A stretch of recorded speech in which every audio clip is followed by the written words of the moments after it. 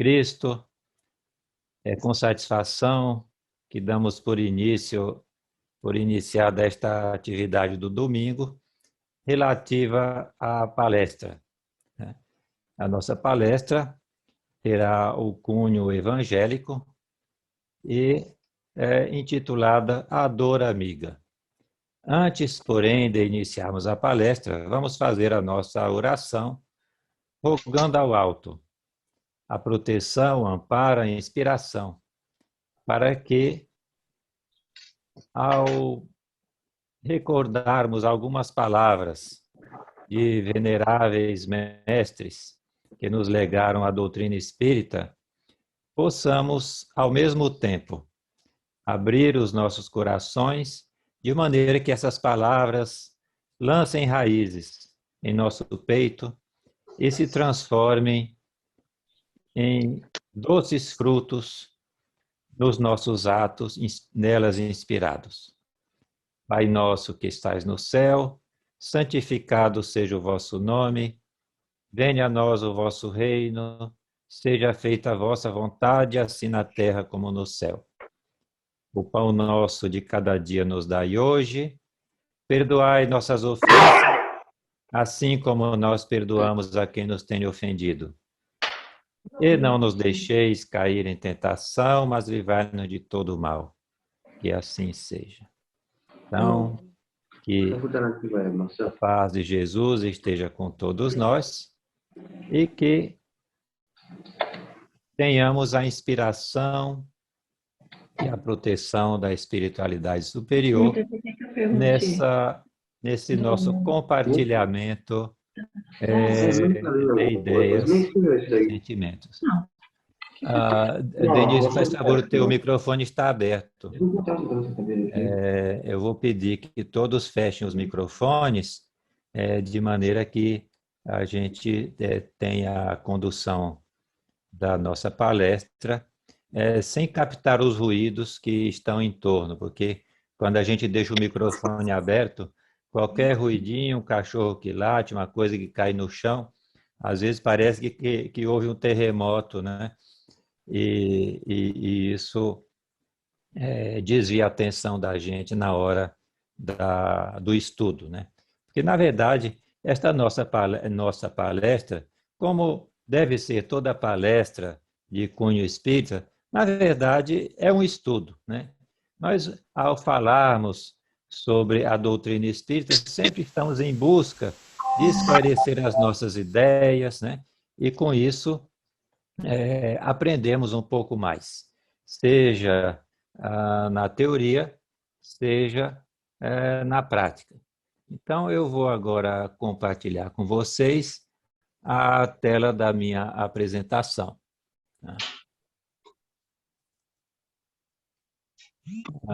Todos estão vendo os slides? Ok, obrigado pelo retorno. Bom, então vamos agora dar início efetivamente à nossa palestra. Então, o título da palestra é A Dor Amiga. Meu nome é Luiz Otávio, para aqueles que não me conhecem, e estamos apresentando este tema porque é um tema de permanente atualidade. E nos dias que correm, é mais atual ainda, mais oportuno ainda falarmos da dor.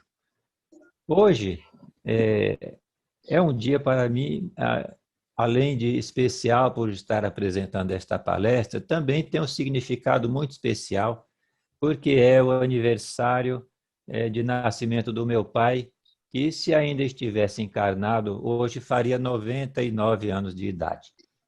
Meu pai nasceu em 1922, quando estava ainda se dissipando os últimos resquícios da pandemia da gripe espanhola, que assolou o mundo logo depois do final da Primeira Grande Guerra Mundial. Se meu pai ainda estivesse encarnado, além de ter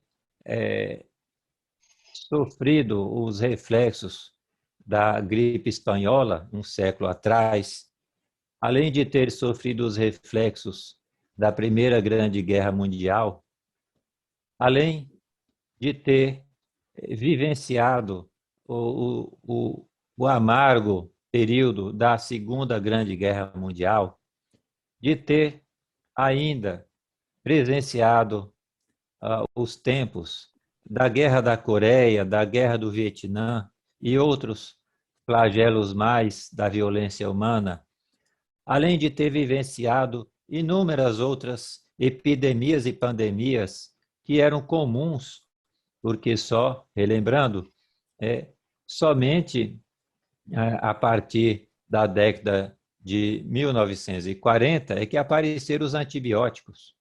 Então, as doenças infecciosas, até o aparecimento e popularização dos antibióticos, eram a principal causa de morte. E, só para os mais jovens terem uma ideia, somente a partir da década de 1960 é que a paralisia infantil deixou de ser um flagelo que assolava toda a sociedade. Era muito comum encontrarmos em todos os ambientes pessoas com visíveis sinais de paralisia infantil. Esses e outros flagelos, felizmente, foram minimizados ou eliminados pela inteligência humana, pela ação da inteligência humana, sob os auspícios da graça de Deus, que nos possibilitou o acesso a conhecimentos que possibilitaram a cessação desses grandes sofrimentos. Mas a dor, ela é parte da vida. A dor é um mecanismo indispensável à vida, né? Então, vamos buscar nas fontes de informação confiáveis o que seria a definição de dor. Então, a dor é uma experiência desagradável. Por definição, a dor é uma experiência desagradável que pode ser sensorial ou emocional, né? Mas ela tem um significado, ela tem uma razão de ser, né? A dor, ela representa um mecanismo para, do ponto de vista biológico, aumentar as possibilidades de sobrevivência do indivíduo. Se não fosse a dor, nós, por exemplo, nos machucaríamos seguidamente e iríamos dilacerar e destruir o nosso corpo. Se não fosse a dor, nós nos queimaríamos e assim vai. Então, a dor, na verdade, é um mecanismo que a providência divina nos fornece para a proteção da nossa integridade física e também para a proteção da nossa integridade e da nossa felicidade espiritual. Por favor, tem alguém com o microfone aberto? Eu pediria que todos desligassem os microfones, porque isso desvia a atenção da palestra. Obrigado. Temos, uma vez vista a definição da dor, né? Então, nós vemos que a dor é um mecanismo que a providência divina nos fornece para proteção, seja do nosso corpo. E com essa música que eu não tô ouvindo. Ó, sai fora com o celular daqui. Calma. Por gentileza, tem alguém com o microfone aberto? Eu pediria que todos desligassem os microfones, né?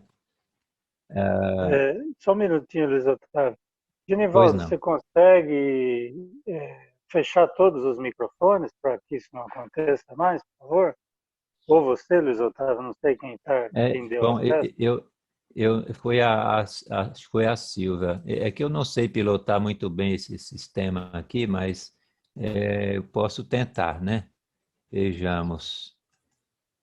Ah, Eu teria que estar como anfitrião. Eu não estou também, não, eu não consigo. Bom, Só então a Silvia mesmo. vamos dar seguimento contando com a boa vontade de todos, né?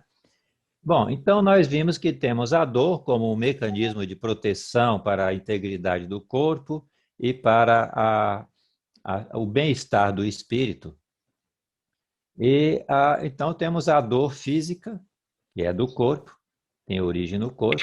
E temos a dor moral, e a dor moral é um sofrimento causado por emoções e sentimentos.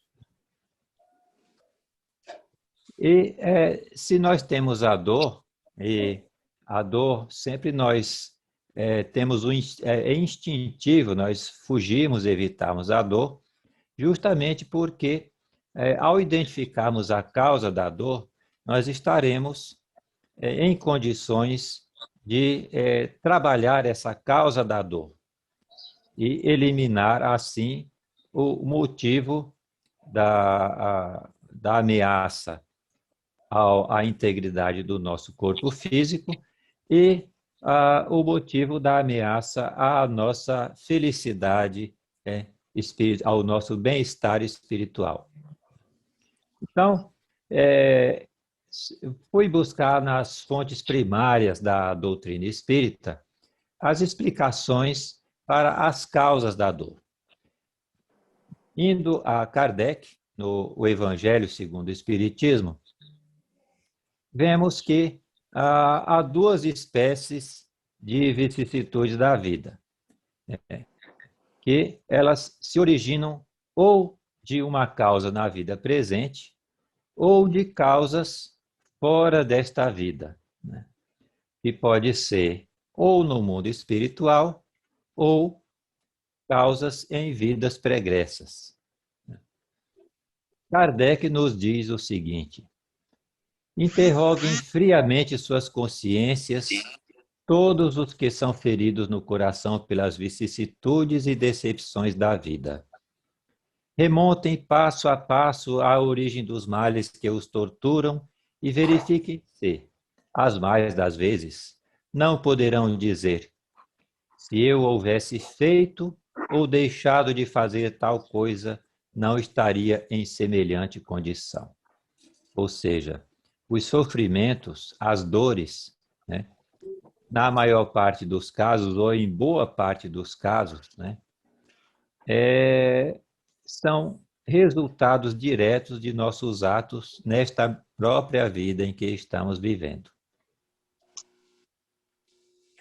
Continuando, Kardec nos diz: remontando-se à origem dos males terrestres, reconhecer-se-á que muitos são consequência natural do caráter e do proceder dos que os suportam.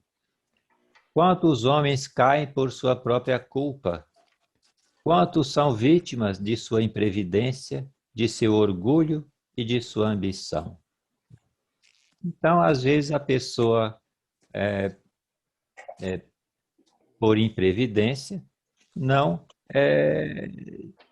por exemplo, providencia os meios para a sobrevivência digna na sua velhice. Ou, por causa do orgulho, a pessoa pode se indispor com o seu empregador, por exemplo, com o seu chefe, e ser despedido do emprego em função de uma atitude orgulhosa, né? Ou quantas vezes a ambição causa sofrimento à pessoa. A pessoa ambiciosa é sujeita a grandes decepções, a grandes embates, né, que podem trazer-lhe grandes sofrimentos. Kardec continua: quantos se arruinam por falta de ordem, de perseverança, pelo mal proceder ou por não terem sabido limitar seus desejos. Quantas uniões desgraçadas porque resultaram de um cálculo de interesse ou de vaidade, e nas quais o coração não tomou parte alguma.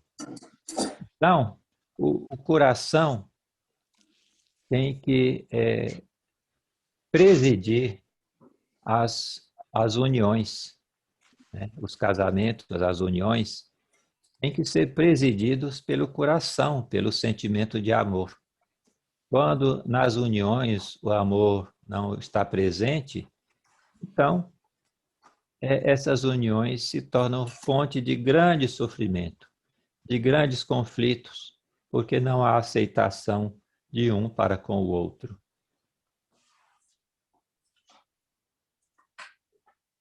Kardec continua ainda. Quantas dissensões e funestas disputas se teriam evitado com um pouco de moderação e menos suscetibilidade? Pois é, o orgulho nos leva a ser muito suscetíveis a críticas. Quando ouvimos alguma palavra que nos aponta defeitos ou nos aponta os maus procedimentos, porque defeitos todos temos, e os defeitos nos levam a deslizes do procedimento. Então, se alguém nos aponta os nossos defeitos e os nossos maus procedimentos, nós muitas vezes reagimos de maneira violenta, nós deixamos de falar com a pessoa, nós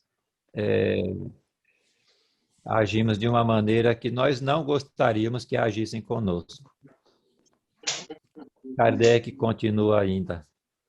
Quantas doenças e enfermidades decorrem da intemperança e dos excessos de todo gênero? Pois é, a temperança é aquela moderação que nos leva a usufruir dos prazeres da mesa, por exemplo, sem excessos.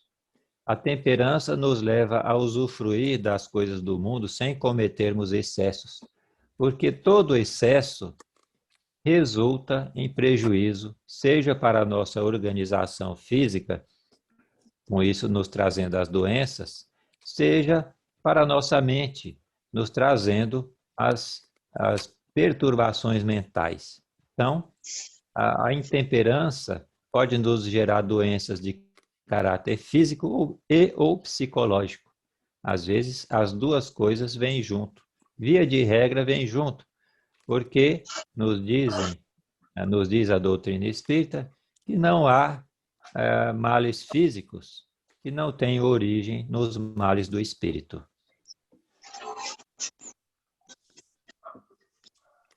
E ainda nós temos algo muito assim, significativo para aqueles que somos pais e mães.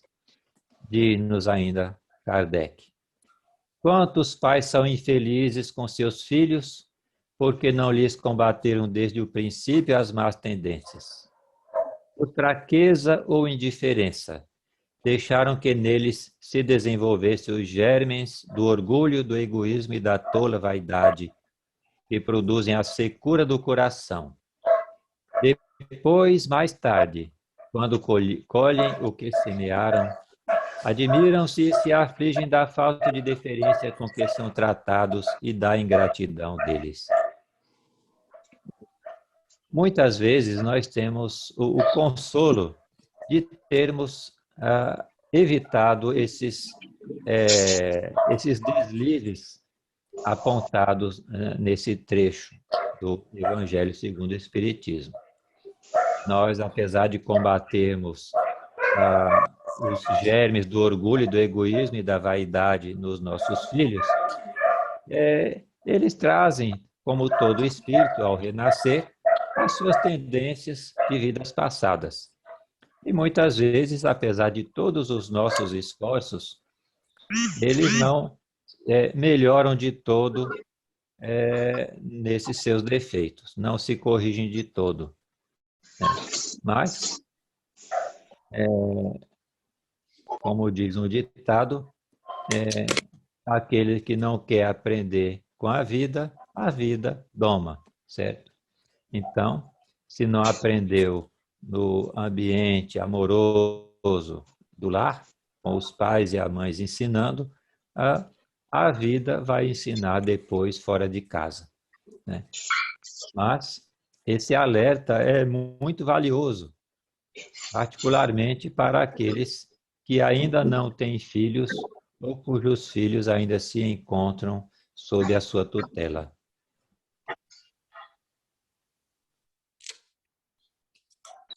Kardec continua. Os males dessa natureza fornecem, indubitavelmente, um notável contingente ao cômputo das vicissitudes da vida. O homem as evitará quando trabalhar por se melhorar moralmente, tanto quanto intelectualmente. Nós vivemos um tempo de grande atividade intelectual, de grandes progressos intelectuais. O progresso intelectual está tão rápido que o progresso moral ficou para trás.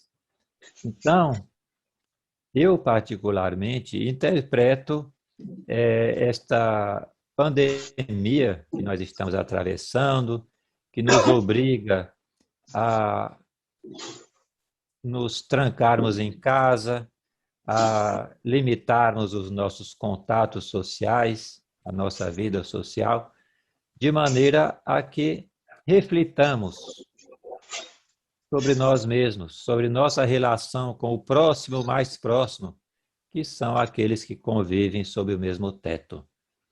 Então, precisamos melhorar moralmente. Este trabalhar a melhoria moral é o grande instrumento para o nosso progresso, para que nos libertemos da dor. Porque a dor é resultado das nossas imperfeições morais e intelectuais. E trabalhando o aperfeiçoamento moral e intelectual, nós nos habilitamos a progredirmos sem o concurso da dor. A dor, na verdade, é um instrumento da justiça divina, da providência divina para o nosso progresso espiritual. Vamos, então, agora ao texto do Evangelho segundo o Espiritismo, que nos aponta as causas anteriores dos sofrimentos, das nossas dores. Diz o seguinte, Kardec, em O Evangelho segundo o Espiritismo. Os sofrimentos devidos a causas anteriores à existência presente, como os que se originam de culpas atuais, são muitas vezes a consequência de falta cometida. Isto é, o homem, pela ação de uma rigorosa justiça distributiva, sofre o que fez sofrer aos outros. Então, eu acho que não poderia haver afirmação mais clara. Muitas vezes, nós estamos sofrendo exatamente o que fizemos os outros sofrerem. Isto serve para que nós possamos decidir com conhecimento de causa os nossos atos, sabendo exatamente as consequências que eles produzem na pele alheia ao sofrermos essas mesmas consequências na nossa própria pele. Diz o seguinte ainda o trecho de O Evangelho segundo o Espiritismo. Jamais deve o homem olvidar que se acha num mundo inferior, ao qual somente as suas imperfeições o conservam preso. A cada vicissitude, cumpre-lhe lembrar-se de que, se pertencesse a um mundo mais adiantado, isso não se daria e que só de si depende não voltar a este, trabalhando por se melhorar. Então, a grande questão é essa. Nós estamos no mundo inferior, né? E uma característica do estágio atual do nosso mundo é ser um mundo de expiações e provas. Um mundo onde estamos permanentemente, expiando as nossas faltas, que sejam elas desta ou de outras vidas, e passando por provas, como quem está na escola e tem que fazer as provas para demonstrar que aprendeu e poder passar adiante para uma classe mais adiantada. Então, neste mundo, nós estamos expiando nossas faltas e estamos fazendo as provas do nosso aprendizado. Este é o significado de expiações e provas. Quando nos habilitarmos através da nossa transformação interior a habitar um mundo melhor, tenhamos certeza de que teremos a nossa transferência para um mundo mais adiantado. Mas, nos diz Kardec, as tribulações podem ser impostas a espíritos endurecidos ou extremamente ignorantes para levá-los a fazer uma escolha com conhecimento de causa. É um aprendizado. Aquele que ainda tem o coração muito endurecido pode ter que receber o remédio amargo da dor para que, vivenciando a dor, conhecendo na própria carne a dor, ele, numa próxima oportunidade que possa fazer escolhas, ele escolha com conhecimento de causa, sabendo que aquele tipo de escolha leva àquele tipo de sofrimento. Né? E assim também aqueles espíritos extremamente ignorantes vão aprender a relação entre causa e efeito, entre ação e reação da justiça divina, sabendo que determinados tipos de ação geram como reação determinados tipos de dores.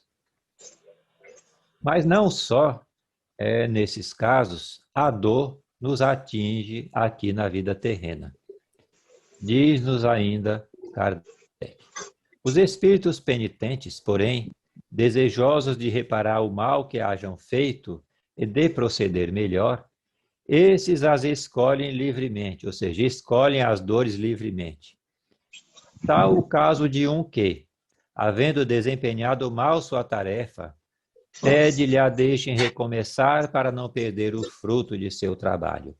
Então, muitas vezes, nós solicitamos uma certa aprovação, né?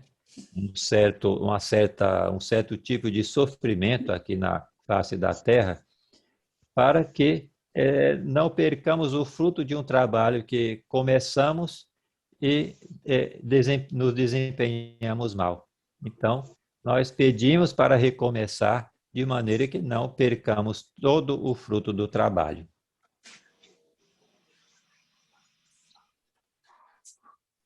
Então,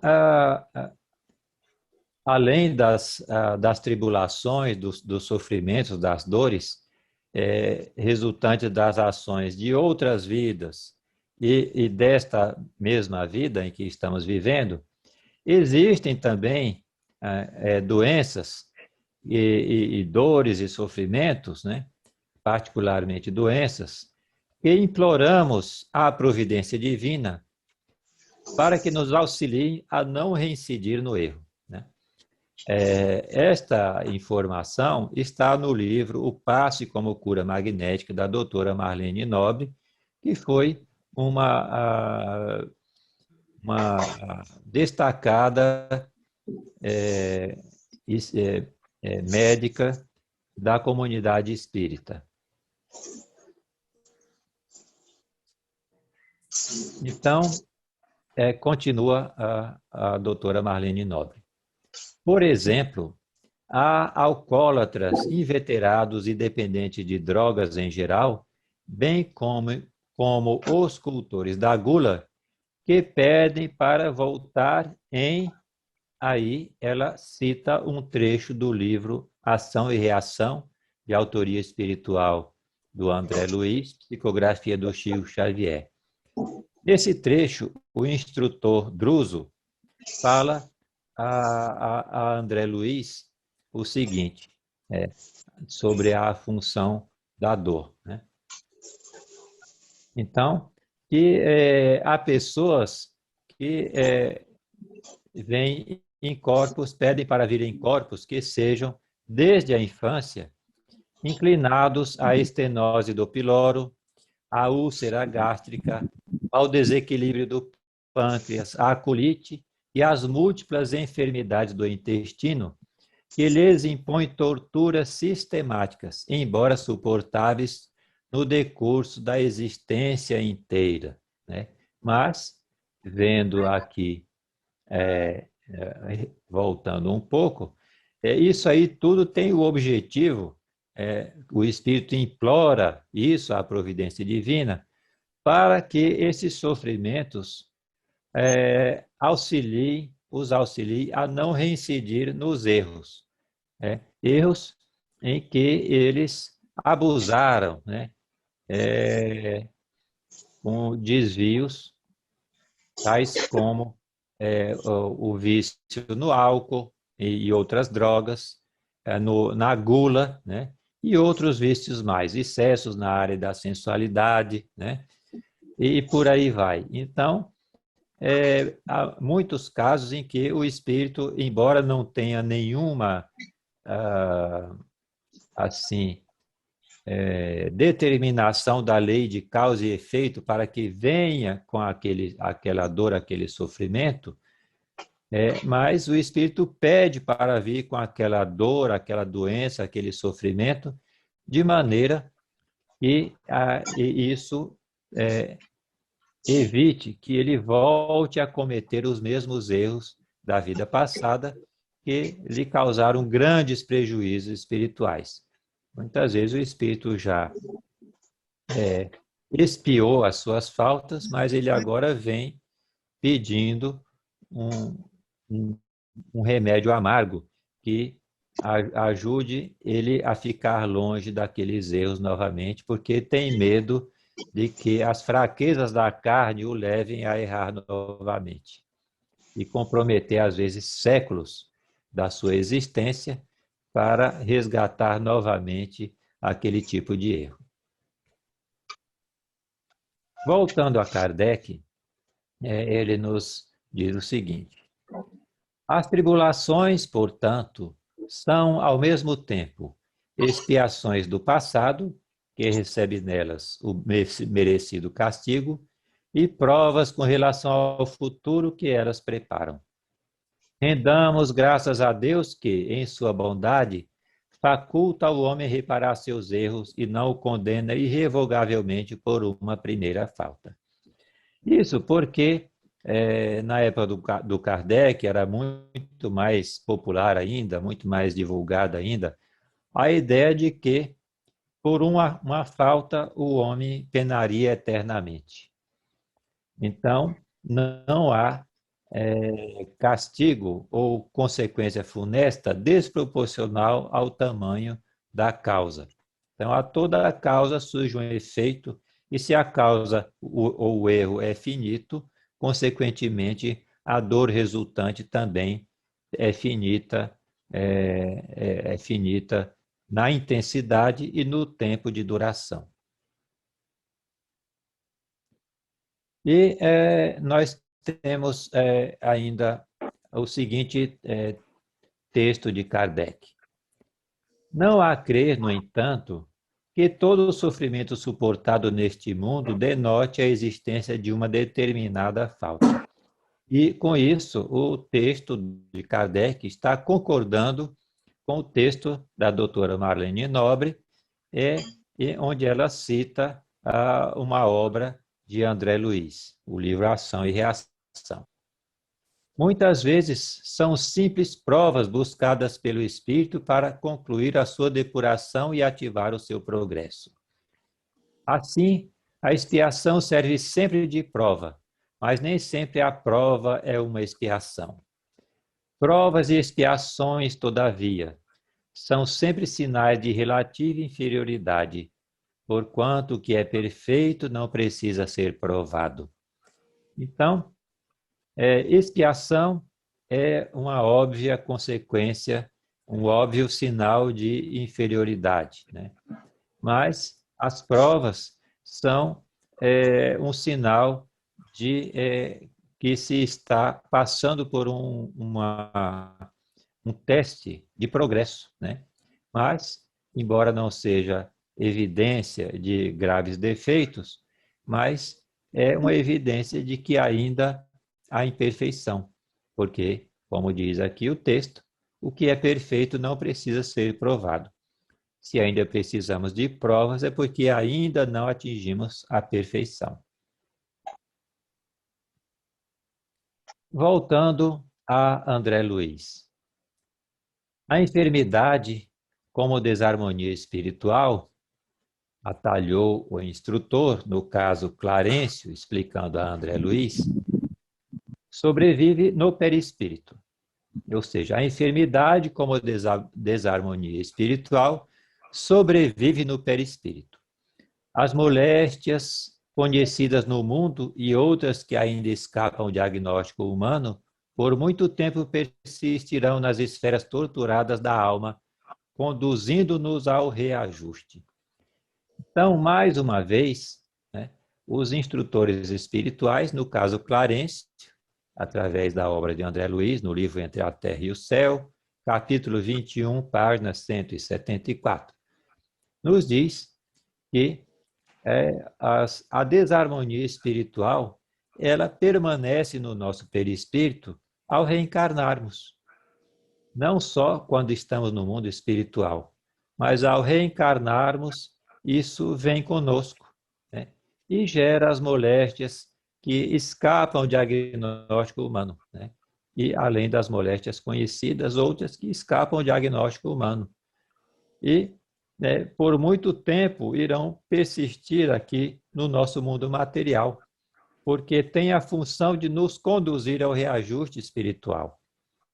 Então, a dor é um instrumento que nos diz que algo está errado, diz que aquele caminho está errado e nos leva a buscar e aceitar o caminho diferente, que nos livrará do sofrimento. E aí vem algo que é como que a chave de ouro para fechar o nosso estudo de hoje. Diz-nos o mentor espiritual no mesmo texto em continuação. A dor é o grande e abençoado remédio. Reeduca-nos à atividade mental, estruturando as peças da nossa instrumentação e polindo os fulcros anímicos de que se vale a nossa inteligência para desenvolver-se na jornada para a vida eterna. Então, a dor é o grande e abençoado remédio que nos reeduca à atividade mental, né? E completa o mentor.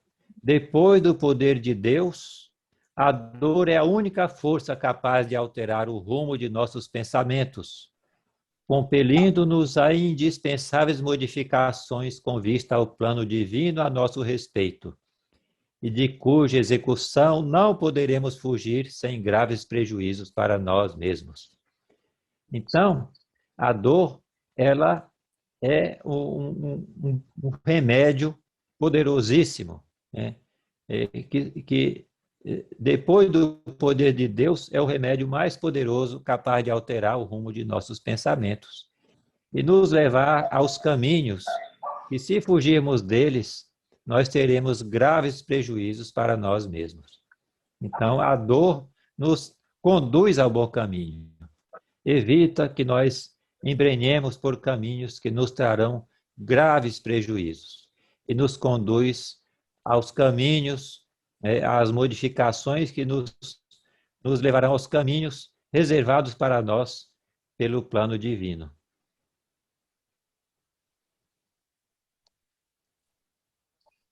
E aí temos ainda a seguinte citação do instrutor Druso no livro Ação e Reação, capítulo 19. Todo o conjunto das moléstias dificilmente curáveis significam sanções instituídas pela misericórdia divina, portas adentro da justiça universal, atendendo-nos aos próprios rogos, para que não venhamos a perder as bênçãos eternas do Espírito a troco de lamentáveis ilusões humanas. Então, a dor, ela nos modifica os pensamentos, ela nos modifica os sentimentos, ela nos modifica o íntimo do espírito.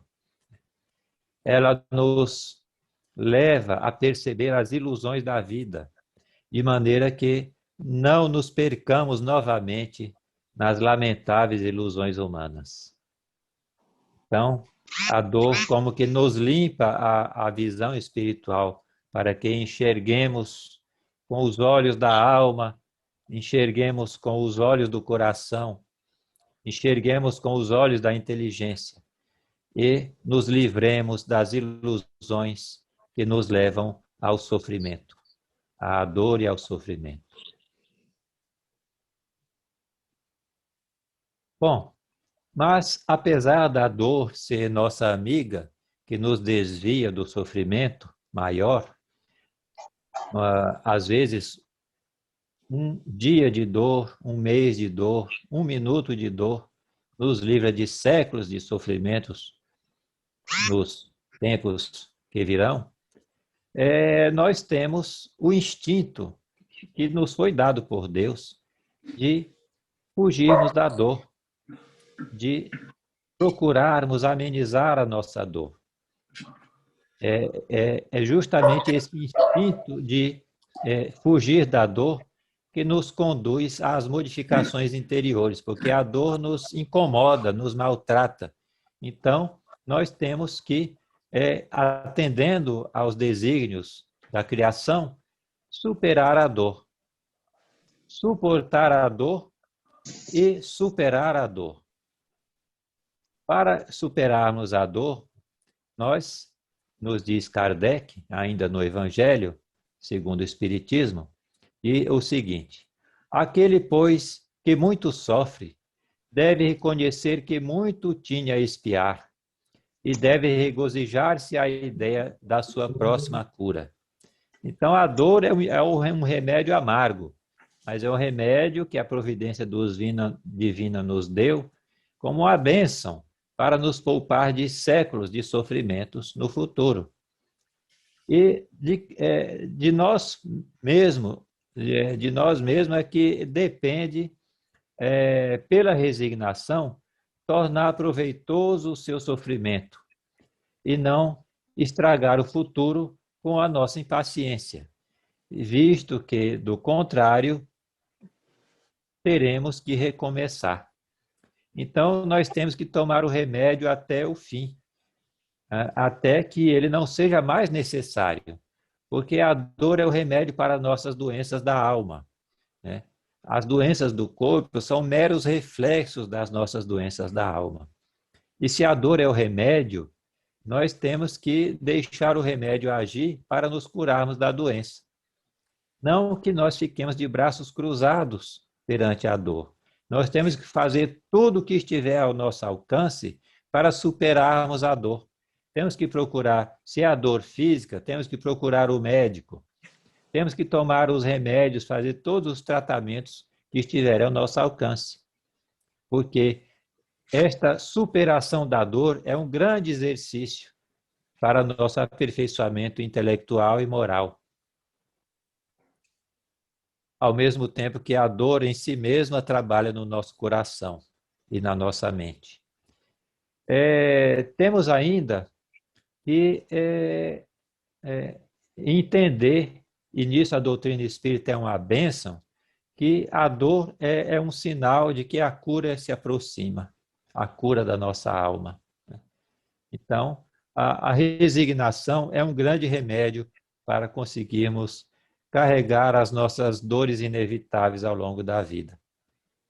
Isso não quer dizer que, se tivermos uma dor psicológica, uma dor, um sofrimento moral, psicológico, nós devamos procurar também a assistência dos profissionais habilitados a nos ajudarem, ou das pessoas habilitadas a nos ajudarem, dos amigos, parentes, seja quem for.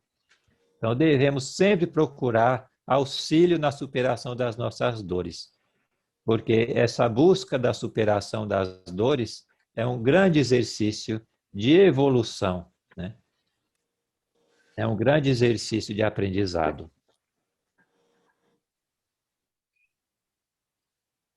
Bom, chegamos aqui à conexão dessa nossa reflexão sobre a dor com a pandemia que atravessamos e que exacerbou as dores no mundo inteiro.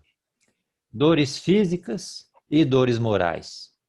Dores físicas, felizmente, numa pequena parcela da população até o momento. E se Deus quiser, também continuará sendo uma pequena parcela e cada vez menor na medida em que os esforços conjugados de um incontável número de beneméritos do trabalho, da ciência, da administração pública, da saúde pública, trazem esses esforços conjugados para o combate à pandemia, às causas da pandemia, se Deus quiser, nos hão de amenizar essa pandemia e debelá-la em breve tempo. Não tão breve quanto um estalar de dedos, mas num prazo de alguns meses ou, no máximo, alguns poucos anos, se Deus quiser. Mas esta pandemia, pela necessidade de debelá-la e de amenizá-la, nos impôs sofrimentos psicológicos por causa do isolamento social, por causa do lockdown em alguns lugares, né? Por causa da crise econômica decorrente dessa restrição à liberdade de ir e vir necessária para o controle da pandemia. Então, do ponto de vista material, esta pandemia é resultante da ignorância humana quanto ao trato com a natureza. Então, vez por outra, um vírus salta de animais silvestres para as populações humanas. Não é a primeira vez que isso acontece e, infelizmente, nem será a última, né? Isso decorre da ignorância humana no trato com a natureza, né? Seja as questões do meio ambiente, seja os nossos conhecimentos ainda relativos à área de saúde. Do ponto de vista espiritual, ela é um misto de expiação e provas, né? Ela faculta resgates coletivos de grande monta e está produzindo grandes aprendizados afetivos, emocionais, espirituais, sociais, políticos, científicos, médicos, tecnológicos, etc. Se não fosse a pandemia, eu não teria aprendido a fazer essas palestras online como nós estamos fazendo hoje, e nós não teríamos a tecnologia a nosso serviço para amenizar o isolamento social. Então, graças a essas restrições que estamos vivenciando, novos valores estão encontrando espaço nos corações. O sofrimento e as tribulações sempre nos aceleram o passo no sentido das mudanças para melhor. Então, eu creio piamente que o mundo sairá melhor desta dolorosa vivência. Então, a dor é um sinal de alerta de que algo vai mal no nosso corpo ou no nosso espírito. Ela é instrumento de modificação dos nossos pensamentos e sentimentos.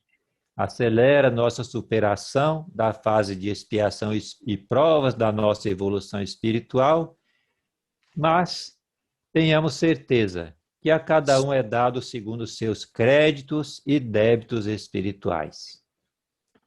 Temos o dever de trabalhar pelo alívio das nossas dores e das dores do mundo, porque ninguém há que não possa enxugar pelo menos uma lágrima que poderia vir a se somar às muitas lágrimas derramadas no mundo todos os dias. Mas na medida que cada um de nós puder, de alguma forma, enxugar uma lágrima, terá uma lágrima a menos de dor no mundo. Estaremos contribuindo com uma lágrima a menos nos sofrimentos do mundo e assim tornando o mundo uma lágrima a menos melhor. Bom, eram estas as reflexões que eu tinha reservado para compartilhar com vocês hoje. Agradeço a atenção de todos